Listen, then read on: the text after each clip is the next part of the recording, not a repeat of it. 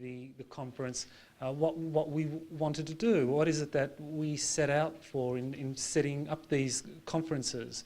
This is the second that we've organised here.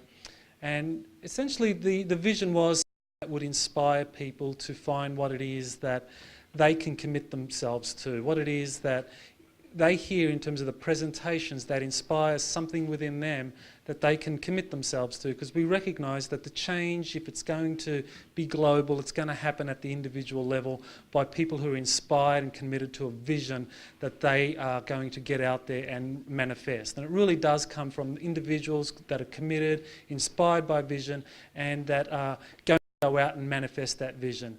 And it's no accident that we started off doing these conferences here in Hawaii, because Hawaii is such a wonderful place for manifesting your vision and your dream. And so many of us have been doing that. In fact, many who are living in Hawaii are successful in manifesting a lifestyle that many other people envy in different parts of the world, as you all know whenever you mention that you're from Hawaii. Another aspect of this vision was that we would also home. So it wasn't going to be just a vision that would inspire people, but also a home for those that on their own feel cut off, not supported. And it's very important to create a home for those that are inspired by a vision. And so this is one of the things that we hope that this conference will do, is create a home. And we're doing that by the quality of the speakers, the interactions that are happening here, the networks that you're forming, and the conference itself. This to be a conference that perpetuates, that continues, to be held here in the Hawaiian Islands year after year. And it's so important to have this quality of speakers from around the world coming to Hawaii, because as you all know, Hawaii is really the heart centre of the planet. I mean, Mauna Loa, all of the Hawaiian Islands just have this tremendous connection to Gaia, to Mother Earth. They are very pure, and so anything that happens here is expanded exponentially in an way. So it's very important to support the work of those that are inspired by vision, and to also assist with conferences like this. I mean, it really is a labour of love for those of us that get involved in these conferences. And those that are organising it, you know, frankly, we take a big risk, because if the attendance isn't what we want, then we take a loss, we absorb a loss. And it's really the support that we get from those of you that are in a position to assist us that means that we can go ahead with future conferences. And so for this conference, if we want to continue, then those of you that are inspired by what we've done, that feel that they want to find a way to support us in creating a home for those that can inspire others and participants, then definitely support us. You can do it in many number of ways. We have volunteers. We could always use those that want to join the Institute as members. And so there are many ways you can do that and assist the conference itself. I mean, we are a tax-exempt organisation now, the Exopolitical. So any contribution you make to the Institute for the conference, that money will be used to host future conferences and to help us pay for this conference, which it's very expensive getting speakers to come from all around the world.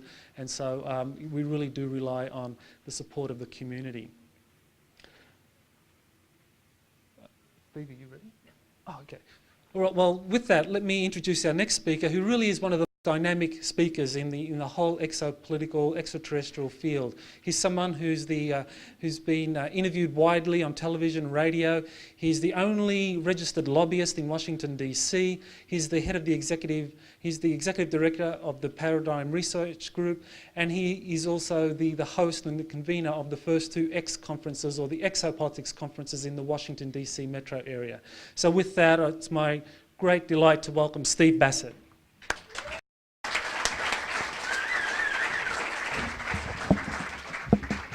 Turn this. No, turn on this.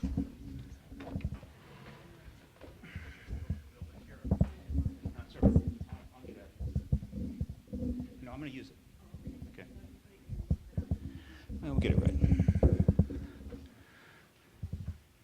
Basically, I have 1 hour to explain to you the implications of the presence of extraterrestrials to the human race and all the nations therein.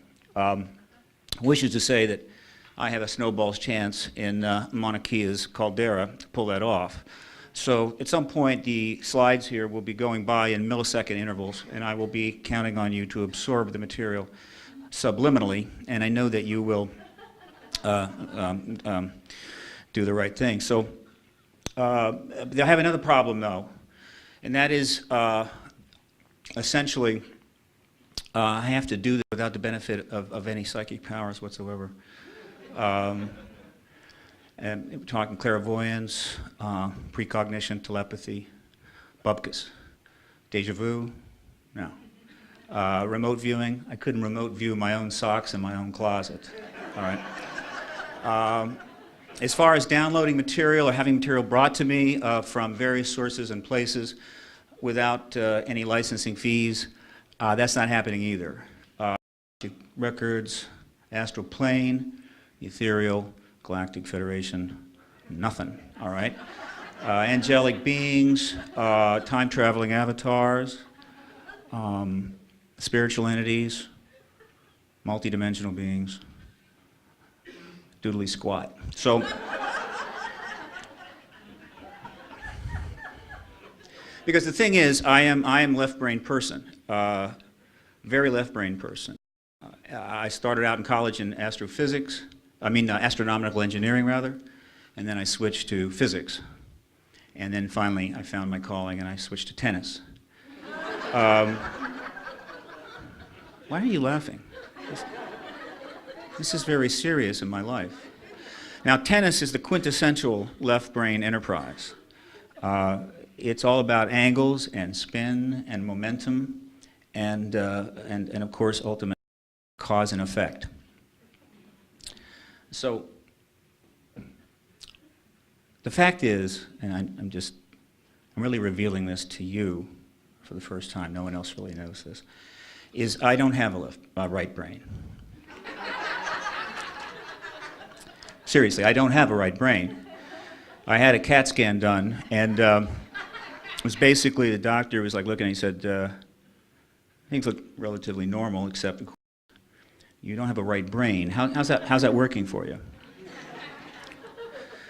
So,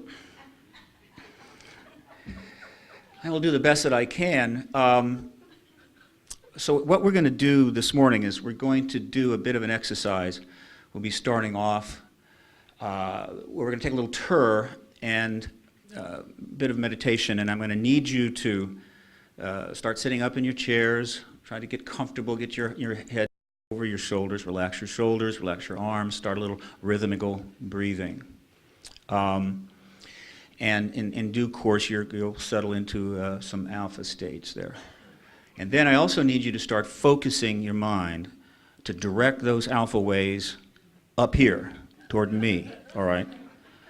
And concentrate on having them enter my cranial cavity where my right brain should be, and so that they'll just sort of collect, start bouncing around, and give me at least a day's worth of holism, all right, that I could put to use, not only here, but tomorrow. Because if I do get in the water, I don't want some offended dolphins to viciously attack me and toss me back into the boat unceremoniously, which is certainly very, very possible. Could happen. I'm going to do that. So we're going to begin here. We're going to start this by closing your eyes, all right? So if you would just close your eyes, and for just a while, you're going to operate from the sound of my voice. Just a second.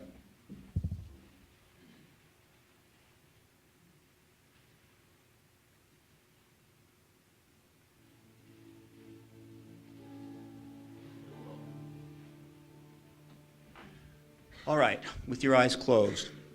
You live on the planet Earth, 90 million miles from the deity that the great Pharaoh Akhenaten worshipped, Sol. If you multiply that 90 million miles, 92 million miles, by 65,000, you get 5.9 trillion miles.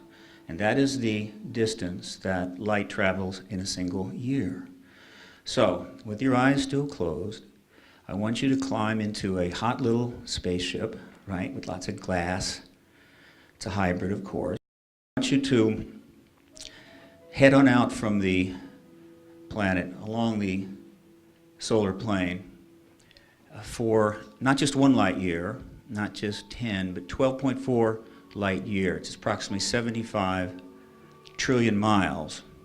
And when you get there, you will be at the edge of a circle of diameter 25 light years, or about 150 trillion miles.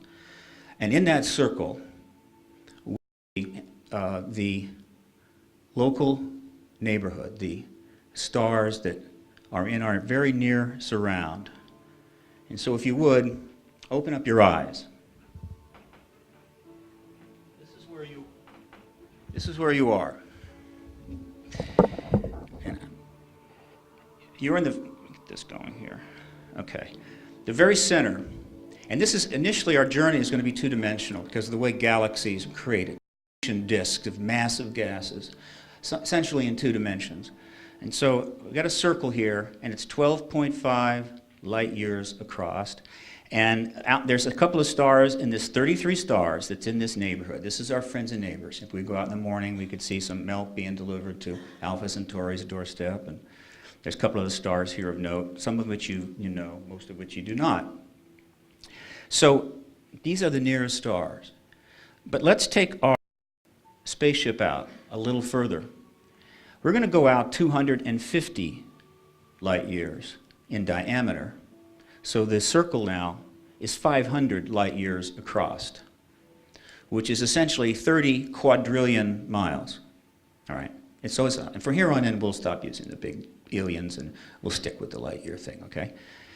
And in this area, it's called the solar neighborhood by astronomers. It has a formal name. And this neighborhood consists of 250,000 stars. And there are a number here I think you may recognize, if I'm not mistaken, and I can't actually focus on this, but I think Ursa Major is in there, Ursa Minor. So these are stars you might know. And from here, we're going to go out a little further. We're going to go out 5,000 light years. And when you go out 5,000 light years, now you're able to take in a significant segment as well. Is the belt of the galaxy, the Milky Way galaxy that we're in, and there's 7 belts, and we're in the Orion belt. Again, right here in the middle. And you can see some of the other names of the other belts, and there's a couple other stars that may come to your attention here, fairly notable. And in this area, this zone of the Orion belt that we're looking at, again, 5,000 light years in radius, there are 600 million stars. Let's keep going. We're going to go out 50,000 light years, and obviously the reason that that was chosen is because that circle encompasses the galaxy, which is to say the galaxy is 100,000 light years across.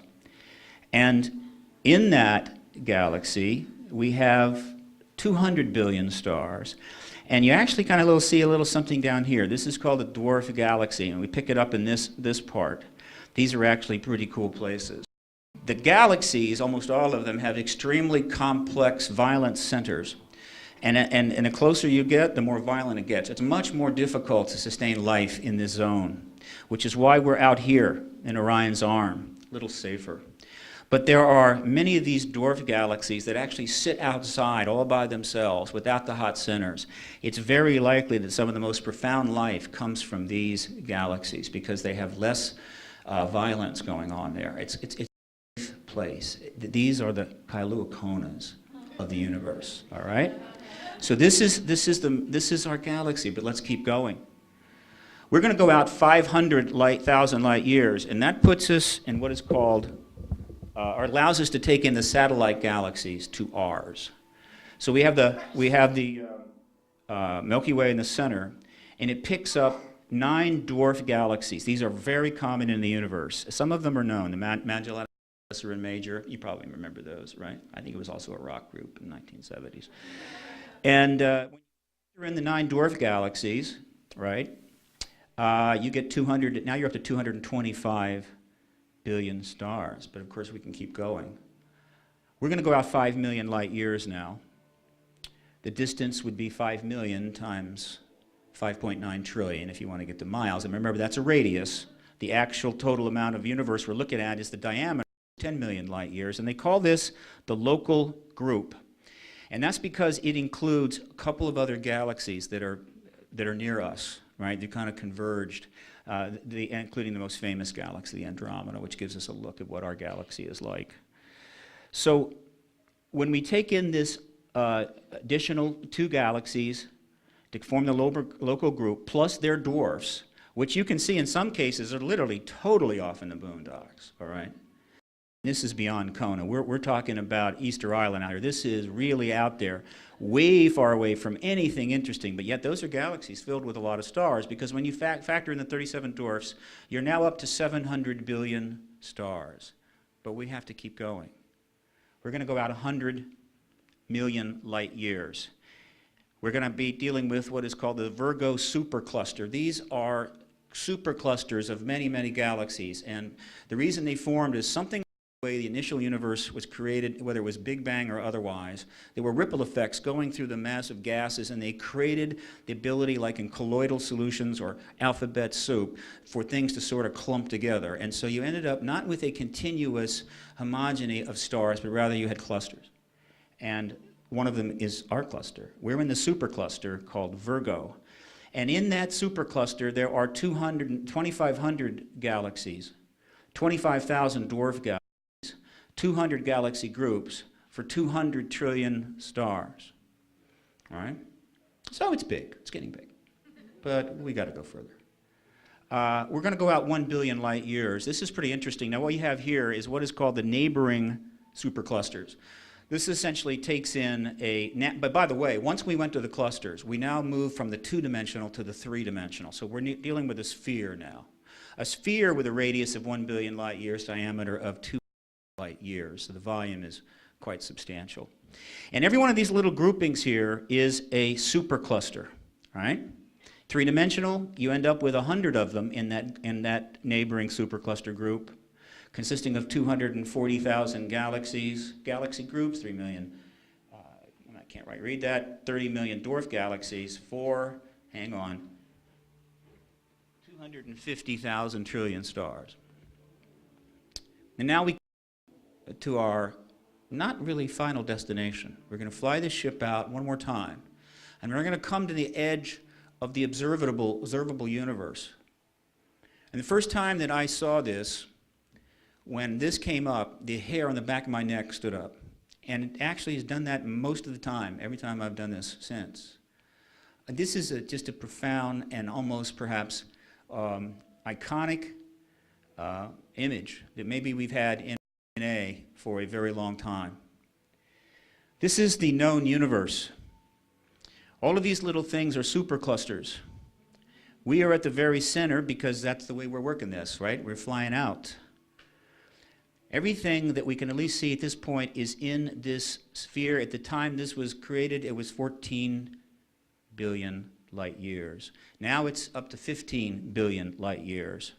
And so here are the numbers we're dealing with.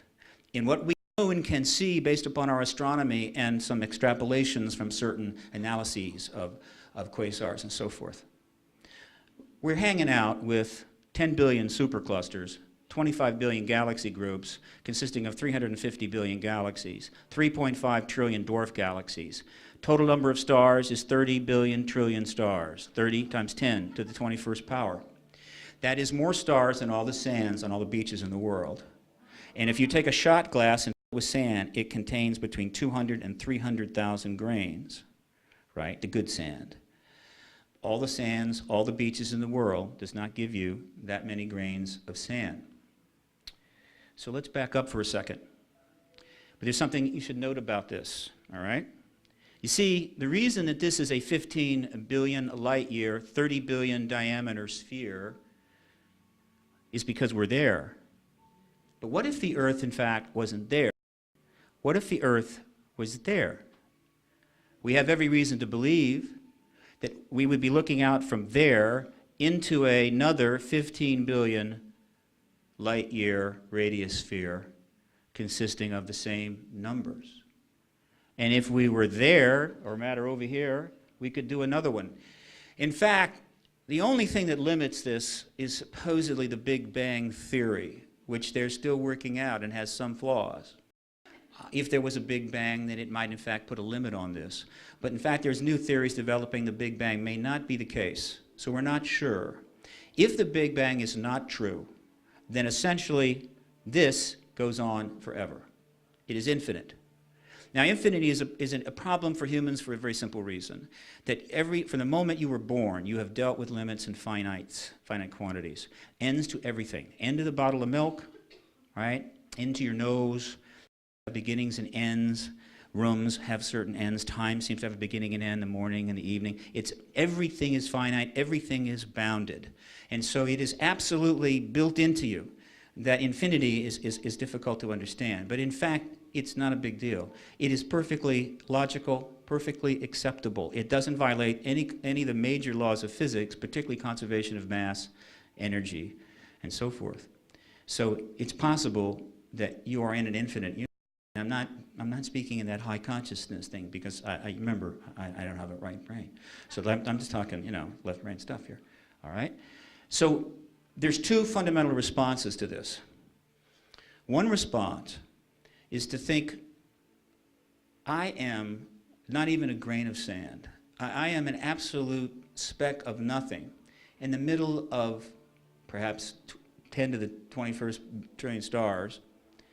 I'm just inconsequential. This is overwhelming. This is impossible to grasp. Some people take it that way. I can understand that. But there is another way to look at it, and that is this. You have the unbelievable good fortune of not being a grasshopper or an amoeba. You are a sentient being self-aware. Therefore, you're aware of your existence, and by extension, you are aware of the fact that you are in this. You are aware of the fact that you are involved in something of this magnitude, this scope, this incredible power, sophistication. You're in it, you're part of it, and you know it. That's unbelievable. That's worth being extremely happy when you get up in the morning, all right? And that is the proper way to approach this. This is the perspective behind what we're about to cover, right, in warp speed, and you're going to learn subliminally. It is the right perspective. And let me finish with this. Let's be very clear about this, and I'm directing these remarks at certain individuals. You probably know some of them. The single most absurd thought that ever crossed the threshold of consciousness of any human being that ever lived on this planet, without even anything being, well, there's only one thought closer, near this absurd, and that is this, that in that, the only life that exists is on the planet Earth, there in the middle, and the only other thing that comes close to that degree of absurdity, mega absurdity, all right, is well, okay, there may be some life around here, but the only sentient life, of course, is on the planet Earth. So by simple extraction and deduction, our being alone is never at issue ever, which raises some rather interesting issues. Now, before we launch into this extremely rapidly produced presentation here, I want to mention something else. A musical artist that almost certainly none of you have heard of, her name is Susan Werner. She is a brilliant, beautiful, intelligent, clever musician, writer, and songsmith, and songstress. If it was 30 years ago in the golden era of content music with Baez and Collins and Joni Mitchell, she would certainly be known. But this is not those times. The fact is, though, that they are out there, people like Susan Werner and many others, and if you look for them, look past the, quote, music industry milieu, you can find them, and they have unbelievably impressive things to say. And she just came out with a new album. She has about 10 or 12. This new album is called The Gospel Truth. And it is, in fact, a non-gospel gospel music album. And when I heard her say that, it struck me very importantly because that resonates with another phrase that is extremely popular in our time, and that is the non-denial denial. This is Washington speak. This is 1984 New World speak. And in fact, so much of policy and government has been built on things like that. The non-denial, denial, right? The retiring, and whatever. And so I like that, it kind of caught me. And I said, that's really, really cool. So I was listening to her in concert, and she did herself. And she said that, and this is in the context of the new album, she said, I was raised a very strict Catholic. And by the time I got into my teens, I lapsed. And by the time I was in my 20s, I had moved so far from the core thinking that I became an elapsed Catholic, right? And then she said she then became a Crystal Methodist. And finally, she arrived at the point where she is now. She is an evangelical agnostic, which is to say that she is very passionate about her uncertainties, which raises a very significant point. And some free advice, okay, from this half-brained guy up here. In these times, it's very important that you be very careful about the certainties that you select. There are certainties in this world, and there is in this world, believe me. There's also plenty of things which simply cannot be clearly shown to be true or false. We know that. But there are some extremely clear truths and certainties in this world. But you have to be careful about which ones you select. It can make all the difference. And then after you've selected those certainties upon which you're going to function, it's very wise if you are passionate about your uncertainties. So with that, let us begin. We're about to move into a new era because the most profound event in human history is going to take place. Nothing else comes close. As the way I define it, not even the birth of Jesus or any of the great avatars matches this in terms of its immediacy, its power, its potency. Not that those weren't profound, and they were. But this is the ultimate profound event, and you are going to be here for it. You have the great fortune of being alive for this.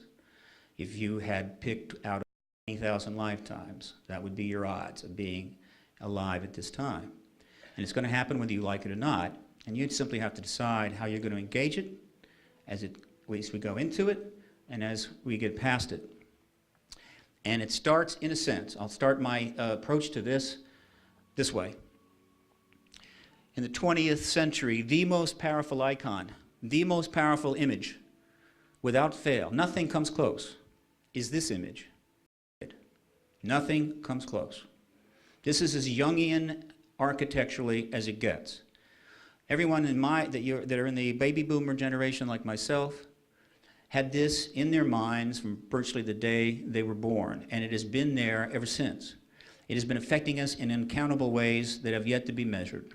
No one has even begun to try to understand the psychological implications and impact of this image and all that it represented. A whole planet of people lived their life under a Damocles sword.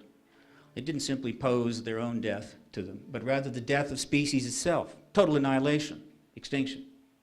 And badly, too. It wouldn't be like taking a little alcohol and Seconal. This would be a bad way to go. And so what happened in 1947 is that the Bulletin of Atomic Scientists created a clock called the Doomsday Clock. And they made midnight on that clock nuclear war. He did this so that they could impress the press and the people with whether we're getting closer or further away and just try to raise the public awareness about that problem so that hopefully we wouldn't use that weapon again. But we did use it. Fact is that in the human history, the human beings have never, ever, ever created a weapon that you didn't use. It's something you want to keep in mind. There are no exceptions.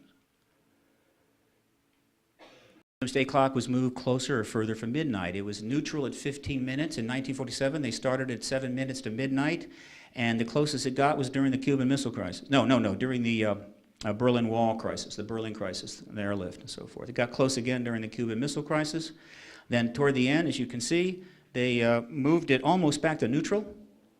This is all the way in 91, and there's a reason for that. And then, amazingly, it started moving towards midnight. A lot of people aren't paying attention to that, though. And the reason that it was moved so far away from midnight at that time was this. After 44 years of living under that Damocles sword, finally the great ideological conflict between the West and the East, the capitalists and the communists, came to an end. It began in '89 with the Berlin Wall, the freeing of that, East Germany. And then by '91, it had expanded through a very complex process to the dissolution of the Soviet Empire into 14 republics and the detargeting of the Soviet missiles, or the Russian missiles at that point, on the United States. A small article appeared in the Washington Post late in 1991. And so a new era was about to begin. An era of peace, an era of less weapons, more cooperation, stronger United Nations, solving our problems through appropriate means. Everybody had been waiting a long time. Many had never lived to see the day come, but it was all to happen. Of course, we know that it didn't. But something else began to happen, right? And this something is what launched the era that we're in relative to the field that I am in. Because prior to, right, the end of the Cold War, we were in the era of the UFO. And the UFO era went from 1947 to 1991. I'm not going to get into it. I think most of you know quite a bit about it, right? And in that time, citizen scientists, working very hard, proved beyond a doubt that there is an extraterrestrial presence engaging the planet. In fact, it was proven as early as the mid-50s. Locked down, solid. After that, they just piled proof upon proof. So let's be clear. The presence of extraterrestrials engaging the planet, at least minimally by being in the skies, is an absolute certainty. 100% pure, unadulterated certainty. Anybody that tells you different is simply mistaken. Be nice to them. Move on. Right? But that era could only, well, what happened in that era happened. And at some point we needed to move on, and that happened when the Cold War ended. And the reason for that is these. Very simply, the thousands of people inside the governments and agencies that intersected UFO and ET during that period, from 47 to 91, were good and honest people, and they had agreements and oaths and classifications and all kinds of restraints that required them to, for national security purposes, keep their mouth shut and take the issue to the grave, and they did. They may have had some misgivings, but they were good people, and they honored their agreements. All right? And the principal overriding, I think, psychological motivation for being that consistent, and again, thousands of people held on to their agreements, was the Cold War and the nuclear standoff. Because whether they were told or not, they knew that if one day they woke up maybe in a little funky frame of mind and decided to head on down to the New York Times with a whole bunch of photographs and documents and other things which confirm what they were involved in and announce the extraterrestrial presence, and the New York Times jumped on that baby and put it out, and lo and behold, it's 1956, 62, whatever. They, given the situation, right, the fact that we were on a few minutes' notice from being essentially annihilated, wiped off the face of the earth, and we'd already had, well, during that period, about a half a dozen near-nuclear wars, some you know about, some you don't, that, yeah, it could add a somewhat destabilizing factor into an already difficult situation, and as a result, somebody would miscalculate, launch the missiles, and end civilization. And of course, that on their resume.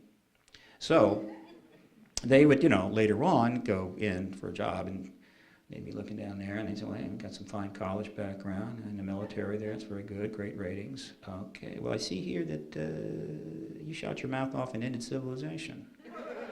That's a tough one.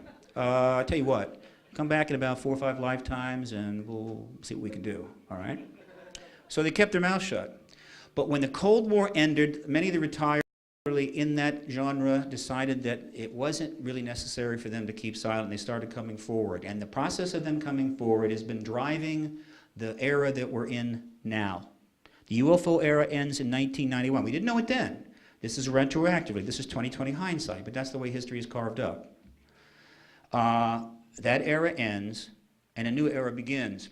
In the early days, it was called the politics of UFOs. I may have coined that phrase, doesn't really matter. It's a perfect phrase because it bridges the two eras. It's got the UFO, it's got the politics. But UFO ultimately does have to go. I knew that early on, and so not too long down the line, it morphed into politics of disclosure. I don't know who were using disclosure with a big D. Greer, myself, others. Again, credit can't be assigned.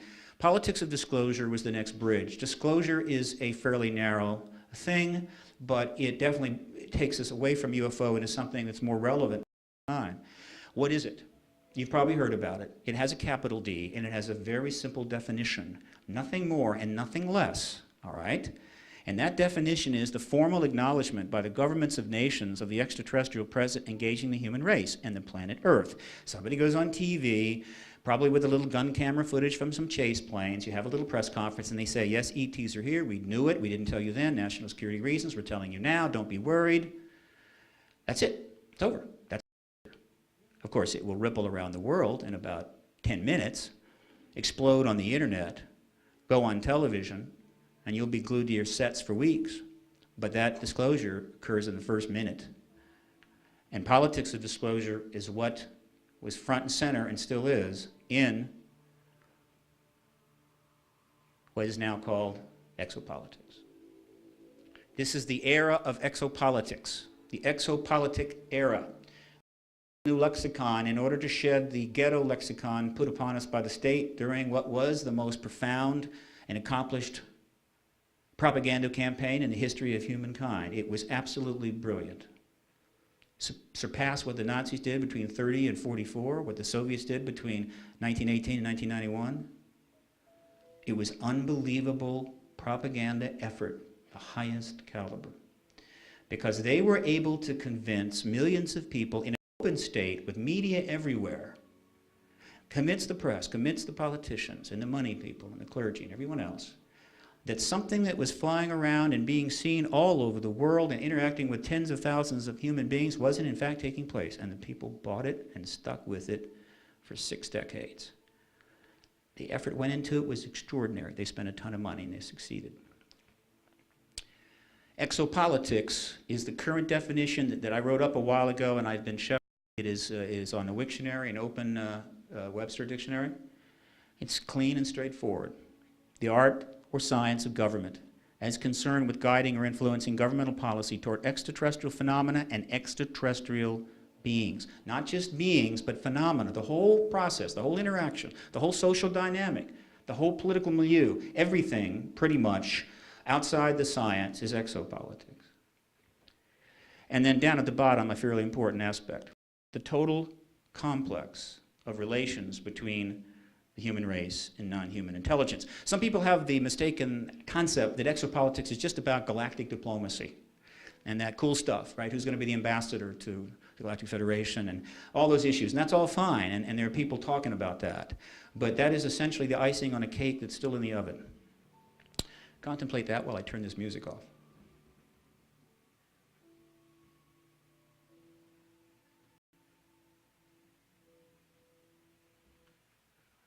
That is, of course, the music for Cosmos, behind the great series by Carl Sagan, who knew full well there was an ET presence, but made an agreement with the government that he would sit on that for whatever they gave him, maybe for reasons that were valid or not. A great man, but a great flaw.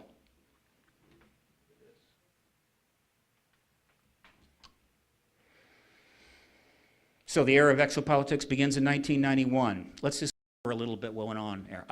My presentation is 6 hours. 2 3-hour presentations. I just gave half of that in Montreal, 3 full hours. I'm now going to cover a lot of that very, very fast. But believe me, there is a ton of stuff behind what you're going to see. Documents, first-hand accounts. We got the people. We know who they are. I'm not, in fact, when I'm speculating, I'll tell you I'm speculating.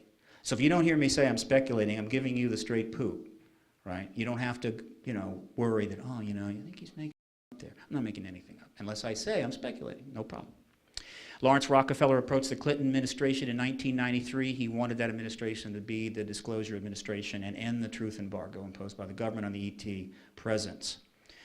He approached Gibbons, who was the head of the Science and Technology Policy Office, and the effort went on for 3 years with meetings and research and a whole book underway and all kinds of stuff. John Gibbons really wanted to be on another planet for this, but he had no choice. Rockefeller was a billionaire, Democrat, an important person. So this went on for 3 years in the White House, and while it was going on, it was being watched carefully by the President of the United States, Bill Clinton. Followed it very well. It was also being watched very carefully by Hillary Clinton, who has probably about a 65% chance of being the next President of the United States. It was also being followed, well, let me mention very quickly that one of the reasons that we know Clinton attention is because he made a couple of maneuvers. One was which he asked Webster Hubbell, his Associate Attorney General and friend from Arkansas, to look into the ET issue at justice. Hubbell did this. He made calls, he made queries, he even contacted NORAD. Immediately thereafter, they started indicting him for everything, including the killing of Archduke Ferdinand, the sinking of the Maine, right, and Britney Spears' breakdown, whatever. The point is that the man never saw the light of day. He eventually went to prison and went back to Arkansas. There was somebody else watching. That was the senior advisor, policy advisor on a number of areas, one of the closest aide to Clinton, and that was John Podesta. He was famous for being the X-File guy. And another clue we got was that Clinton tasked Podesta to try to revamp the classification scheme for government documents so they could get millions of documents out without ever referring to the UFOs. This was a response to the Rockefeller Initiative. And another person was watching from afar. We'll get back to him later. Point out that there's a couple of articles that I found. Here's one, which also confirms that Hillary and Bill Clinton were at Rockefeller's ranch in 1993 and 1994. They were up there, they were with him, they had the chance to talk privately. They've been there a number of times. He died in 2002. And there's no question that while they're up there, they discussed the ET issue with Rockefeller. It's inconceivable with him having an initiative going through the OSTP that they're going to go and not talk to him about this, and they have a private. So there was something extremely profound going on for 3 years that could have led to Bill Clinton being a disclosure president. However, the powers that be did not want that, and they came down on his administration with everything that they had. They strafed it from above, they blew it up from underneath, they attacked everything in that administration, not because he was committing adultery. Virtually everybody that was attacking him was committing adultery. Not because she made $90,000 in pork belly money, that wouldn't even pay the lawn bills of most that were attacking him. They were attacking him because he potentially could have blown the UFO issue out and they weren't ready for it. That's a story that's never been told. Let's hope one day that it is. Very quickly, all the presidents have interacted with this. Truman was critical. He's the one that agreed to launch the bombs in Nagasaki. He was certainly informed about the ET presence. There may have been meetings. He's the one that ordered the shooting downs. Eisenhower was also very important. May have had contact with the ETs in some formal way or informal. He knew about it, and it was clearly part of his message to the people when he left in 1961, January 1961, beware of the military-industrial complex. Everybody loved the military-industrial complex. They won World War II. They did pretty well in Korea overall. The corporates were loved. The corporations were loved back then. They had an incredible economy. Why did he want us to beware of them? Not because they were but because the ET reality was being incorporated into that presence, and that produced an enormous potential for abuse of power, but he couldn't mention that. Gerald Ford is notable because while he's never been briefed on this issue, he is the one that launched a significant hearing in 1966 when he was a congressman out of Michigan, so he has a legacy there that will always be there. Jimmy Carter is the only president and the only person on a national ticket before I did it to actually bring UFO issue. He did it in '76. He then launched 2 studies of the extraterrestrial phenomena issue in the first months of his administration. Both of them were quickly shut down by his own administration. And we believe he was then very significantly threatened. Don't go there again, or you're in big trouble. We don't know for sure until he tells us. Reagan, semi-briefed, got some information, not all the information, but it clearly got his attention, and he couldn't help but mention extraterrestrials. I mean, he'd just be sitting there chatting at a cocktail party, and the next thing you know, he's talking about ETs. Drove his advisors and aides crazy. He was famous for bringing up the issue of ETs would then bring us all together if they were a threat. He brought it up to Gorbachev, brought it up to the UN. He has a place in all this. And then, of course, Bill Clinton has a significant place in all this, which is nowhere near being finished. But exopolitics itself, the term, doesn't exist until 2000, right? 4 years after the Rockefeller Initiative ends. And it's because this gentleman, Alfred Weber, writes a book about it and coins the term. It existed in a very obscure way in standard political theory, but virtually had no presence at all. He launches this issue, all right? Jewish doctor from Yale, a great man, a peace activist, tremendous sacrifice, very long story there. But he was involved in one of the Carter ET studies. And of course, he can talk about that first person.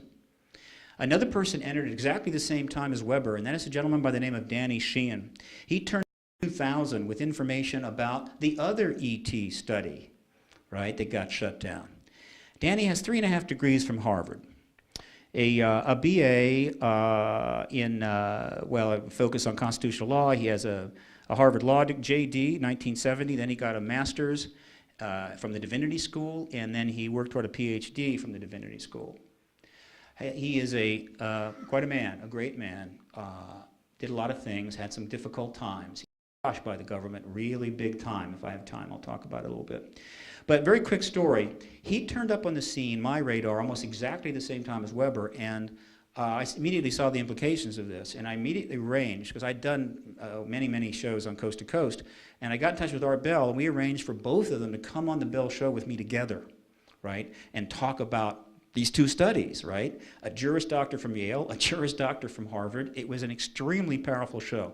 If you look hard enough, some people have copies. It goes all the way back to 2000, and this was one of the last shows. I did a few more shows, and then in 2001, Clear Channel Communication, which is run by a very, very right-wing fundamentalist Christian family out of San Antonio, bought and created the largest radio monopoly in history, bought Premier Broadcasting, which owned Coast to Coast, and after that, I was never invited again. And none of my correspondence was ever again. I did get on the show once because somebody interceded on my behalf and begged them to bring me on, and I did get on that one time, but that's all in 6 years.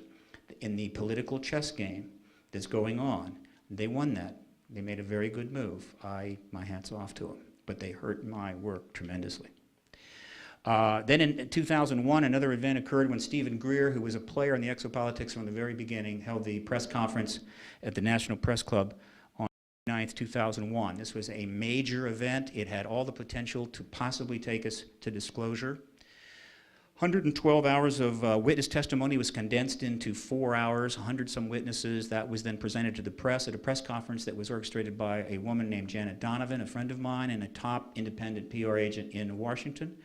She did her wiles and brought in 100 reporters and 17 camera crews from national and international stations, plus an additional 100 attendees, just general public. The largest press conference ever held at the NPC. It was also broadcast live on the internet. The internet crashed, right?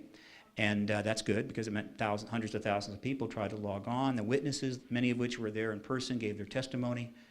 And media began to do something. I received a call that night from ABC from my contact that Ted Koppel was ready to move. They wanted 6 witnesses to start with. We gave them 6 and threw in Edgar Mitchell for free. This was a major event. This is the culmination of Greer's work.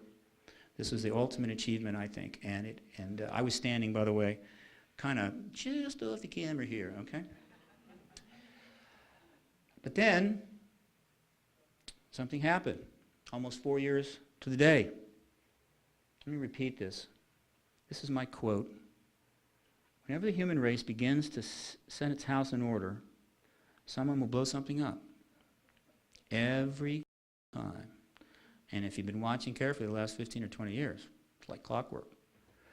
And we're really never going to get anywhere until we proceed to do what we have to do. Somebody will blow something up, and we'll say, that's unfortunate, and then continue to do what we proceeded to do.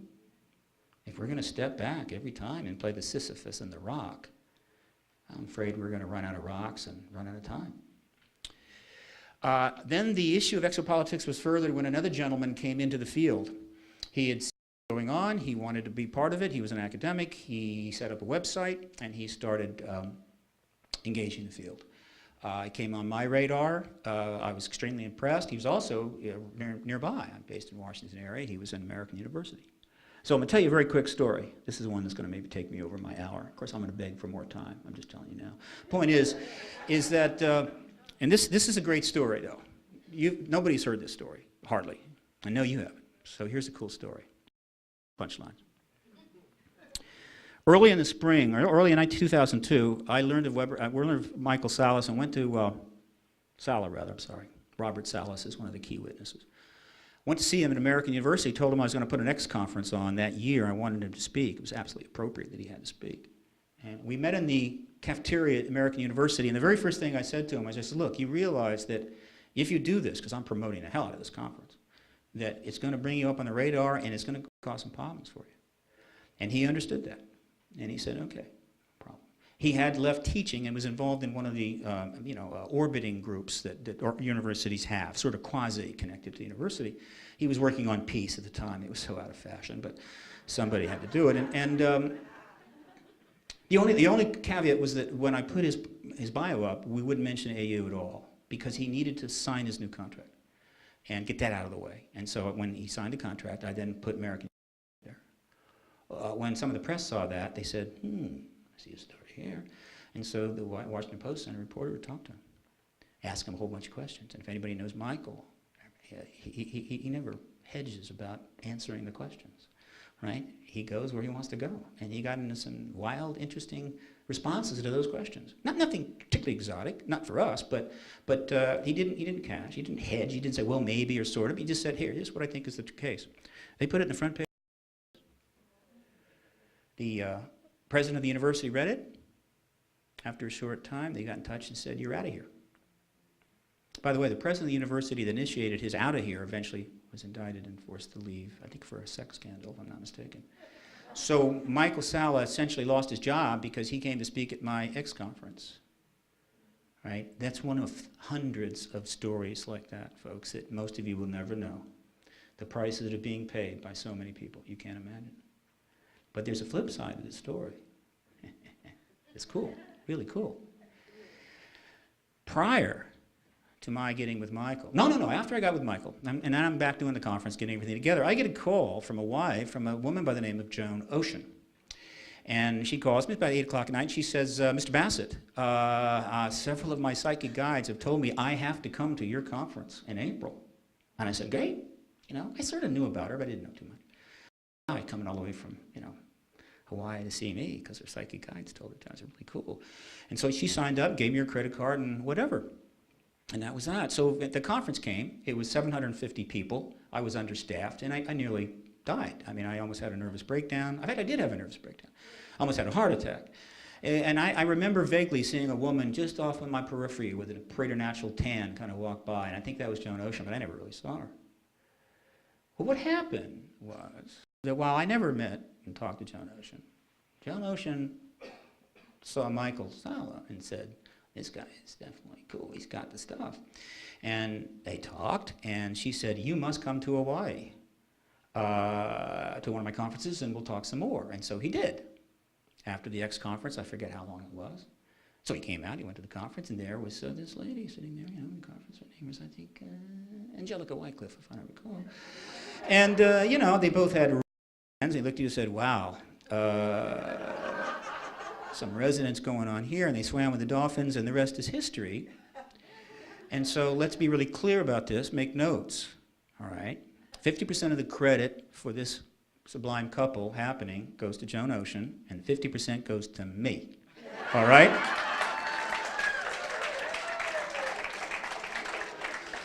Now, I'm willing to yield back 5% if Joan will match my 5% and give to whatever Hawaiian god was involved. No problem, okay? It's a true story. Let's move on.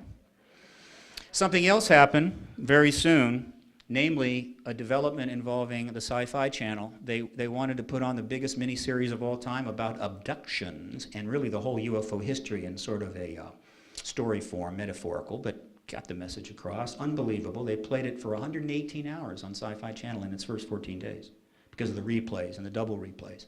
118 hours of this miniseries in 14 days. Then they took it to Britain, they took it to Canada.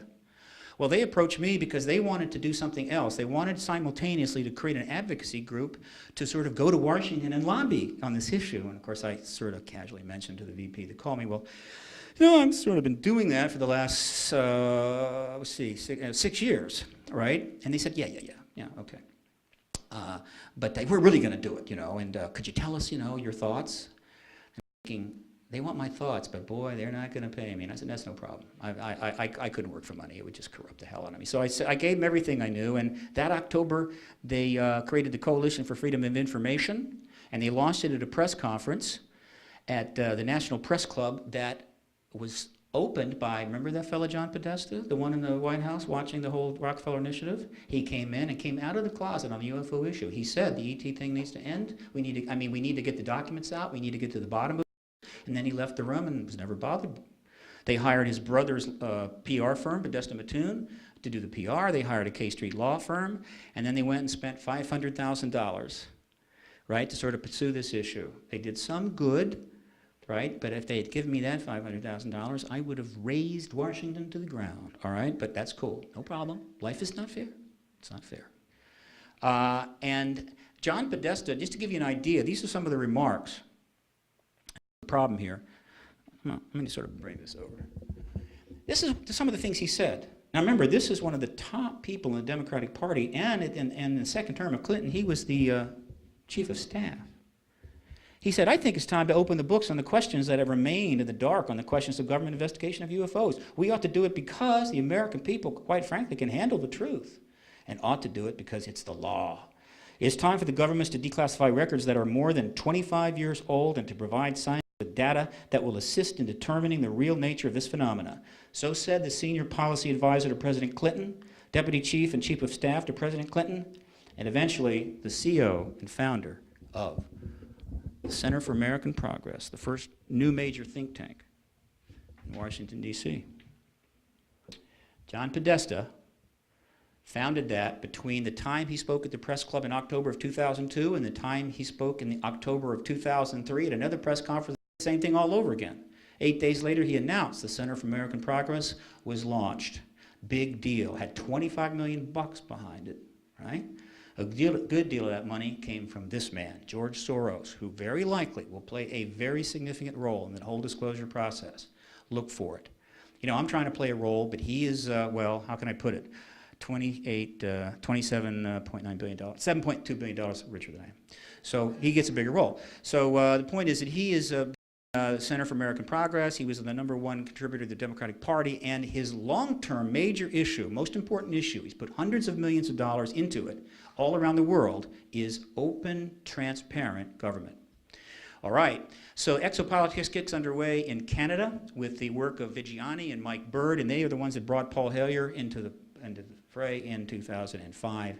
He is a former defense minister who had looked at the issue and said, yeah, ETs are here. They're here and they're real. This is a major from Canadian history, but he's not alone.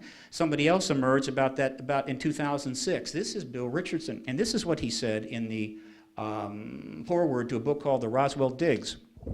He says, in writing, forever, right, can't be taken back, the mystery surrounding this crash at Roswell has never been adequately explained, not by independent investigators and not by the U.S. government.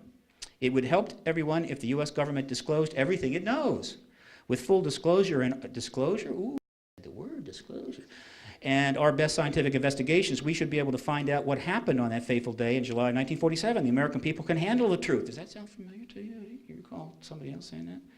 No matter how bizarre or mundane and contrary to what you see in the movies. Bill Richardson is not just another governor of some pissant western state. He's the governor of New Mexico, where Roswell is, but more importantly, Bill Richardson is running for president. He's one of the main candidates, and he's getting plenty of. But everybody knows he's not running for president, he's running for vice president. He is the #1 person to be vice president. He has the foreign policy experience as the ambassador to the UN. He has national governance experience as the head of the Energy Department. Tom Vallone, do I see you out there, my friend? And of course, he's been a governor of New Mexico. He's extremely likable. He would deliver 3 to 4 states, and I can guarantee you if Hillary Clinton gets the presidential slot, she picks Bill Richardson to be the President of the United States, who says here in a book that the Roswell thing hasn't been resolved. The United States government says, oh yes, it has. Remember? The mogul balloon, the final decree of 1997. So he just called the entire Air Force and the CIA and several other groups liars. And he's going to be VP. And guess what? Nobody has challenged him on this. Did you see anybody calling him, bringing up the UFO thing to him at the debates? In Washington, D.C., if they get an angle on you, they'll take out your knees. They'll cut your feet off. But nobody brought it up to him. I think everybody's remaining silent. Why aren't they attacking Podesta and Richardson and some of these other people on this issue? Is it possible that even the people on the opposite side of the aisle know the jig is up and things are about to happen? It would look a little foolish if they went after them. And then things blew up. Fife Symington, the former governor of Arizona, just recently came out and said, yeah, I made fun of the whole issue of the Phoenix Lights, but that was 10 years ago. I did, in fact, see it myself. It was real. It was major. He saw the initial triangle, the one that was huge. Quite an astounding move on a part of a gentleman who is trying to make a political comeback from being disgraced. Or a comeback in life. He was forced to resign from the governorship and he was convicted of banking fraud. He was pardoned by Bill Clinton and never served. And here is a man from an important family saying, oh yeah, the ET thing is probably real. We're going to see the truth embargo end very soon. I believe the Democrats have it planned for April of, not April, the early months of the next administration, which they're pretty sure they will win. That puts it in the spring of 2009. It's being pressured by the extraterrestrials themselves, who keep coming and going, damn them, the government can't stop it. It's being pressured by the witness emergence we talked about. The pressure is coming from multi-tiered media, this vast structure of media that technically can cover anything if it wants to, public awareness, and of course other nations. The ETs, I told you, the witnesses keep coming forward. They're high-level people. That's a look at the multi-tiered aspect of media. Something may not be able to enter here at the New York Times, but it enters down here at a lower level, and then the internet elevator takes it on up, right? So they just can't stop the ET issues and exopolitical issues from getting in somewhere and working up toward the glass ceiling that exists under the top tier, who basically cut deals with the government to stand down on this as part of the massive embargo and the propaganda, The Missing Times by Terry Hansen. Public awareness, 10 of the top 32 grossing movies of all time have extraterrestrials in them, QED. The French, the Cometa report of 2000, major statement by the French that we need to move forward on this. There were generals and admirals on that thing. It was a very significant event. Wasn't covered here because it was in French, and the reporters here, they can't translate. It's very unfortunate. Significant thing was said in that. Single hypothesis sufficiently takes into account, and for the most part, only calls for the present-day science, and then, of course, the extraterrestrial hypothesis. These are some of the, this is a news article about the fact that France just dumped 1,600 of their space agency UFO files into the internet. The whole thing crashed within 10 minutes.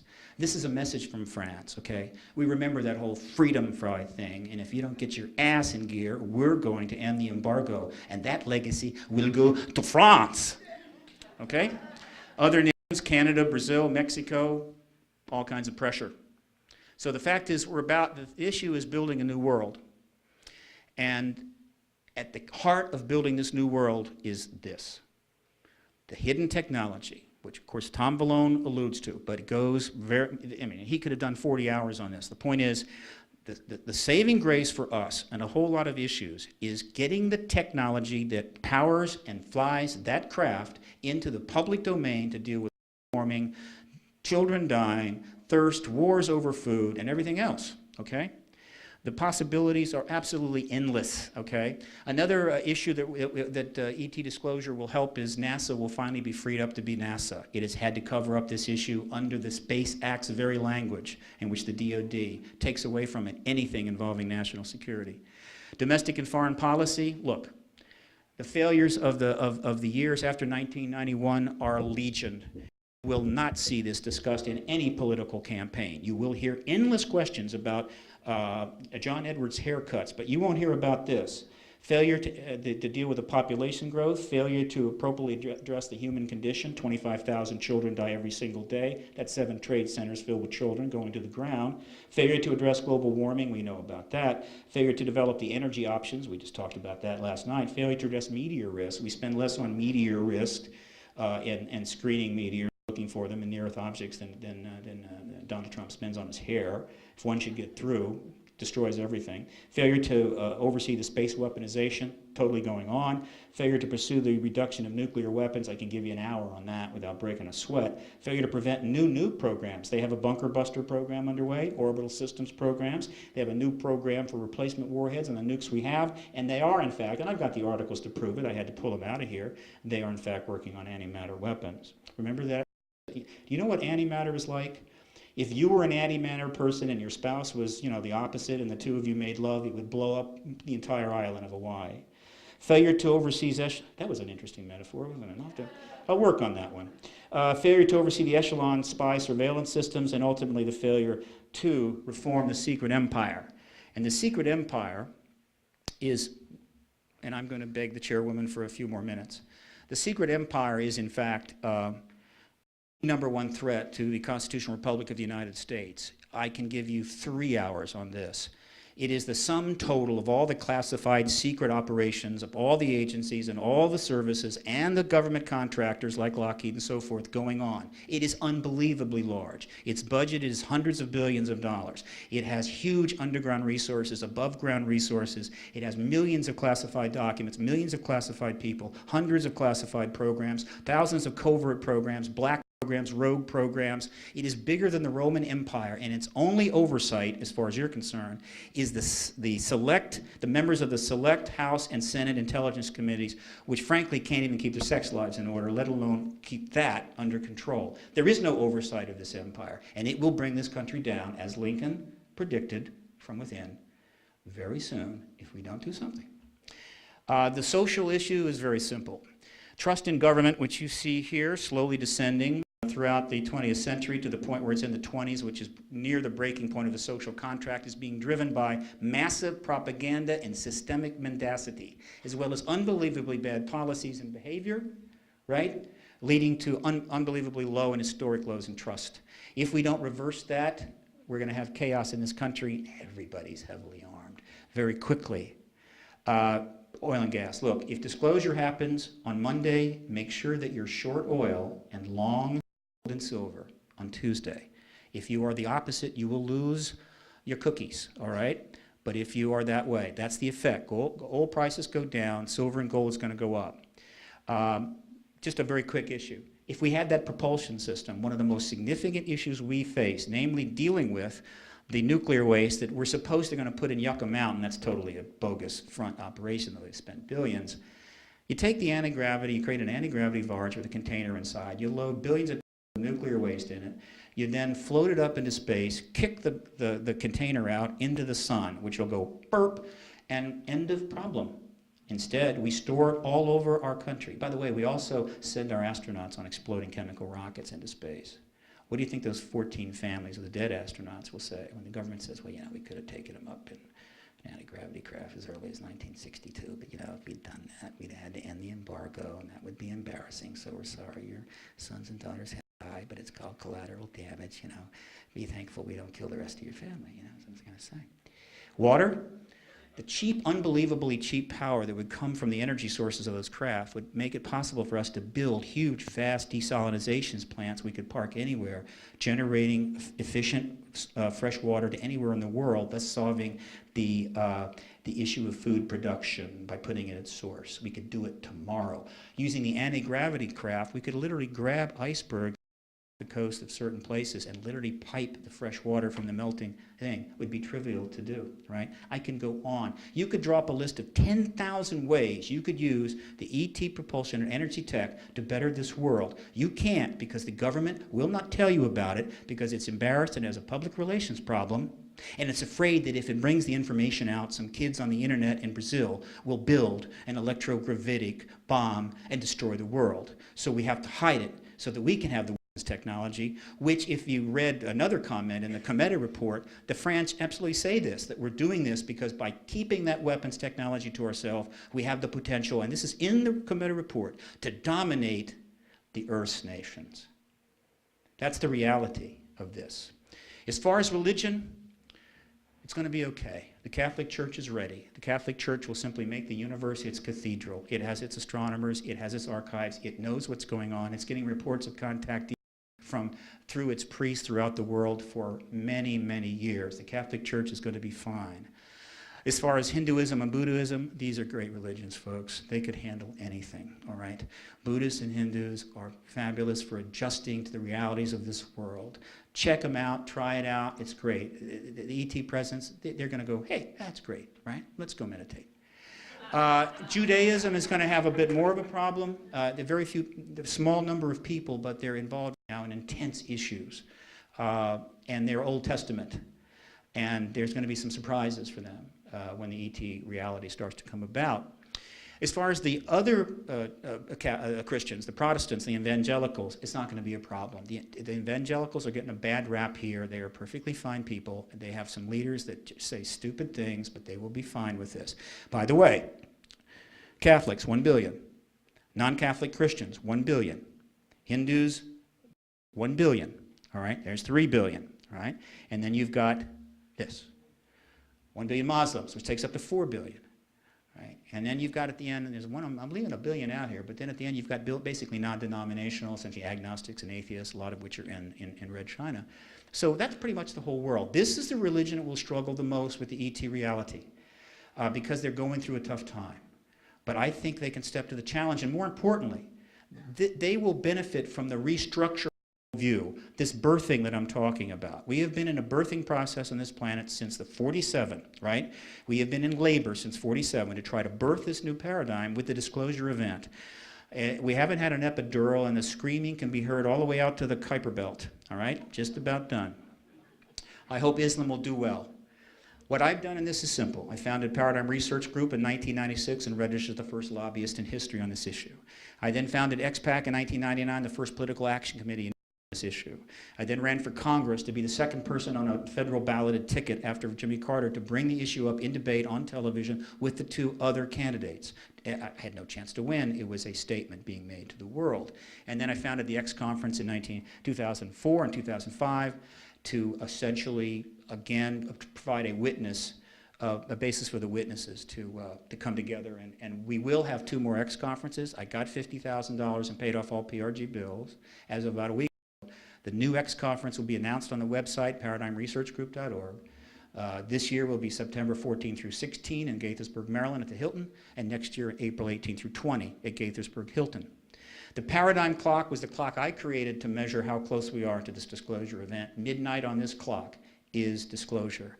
In a very significant sense, the entire last half of the 20th century has been a race between these 2 clocks, which would strike midnight first. The paradigm clock, disclosure; the doomsday clock, nuclear war. Ultimately, we will decide in the end which clock comes first. In the meantime, it comes down to this. It comes down to this or this. Take your pick. Time is short. I love the fact that this clock is in the sand, in the desert. Don't you like that? That's my work, folks. Mahalo. Thank you so much.